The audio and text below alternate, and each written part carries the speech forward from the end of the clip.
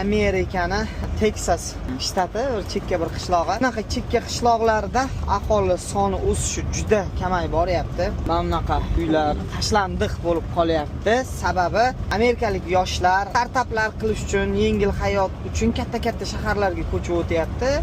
Vaholanki mana bunaqa qishloqlarda bular uchun mana bunaqa fermalar qilish juda ko'p imkoniyatlar bor-da. Ne edi bizani o'zbek yoshlarimiz qolsa, bizani o'zbeklarimizga bersa mehnatkash mana shunaqa yerlarni, mana shunaqa joylarni gullatib, yashnatib, pulli ham qilardi, hayotini ham zo'r yashardi.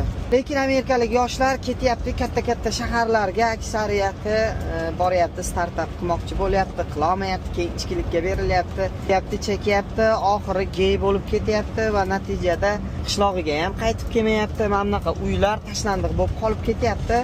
Bunday joylarda demografik o'sish ham uje minusga ishlayapti, uje o'sish yo'q. Mana bunaqa katta territoriyalarda tashlandiq uylar, tashlandiq yerlar paydo bo'lyapti.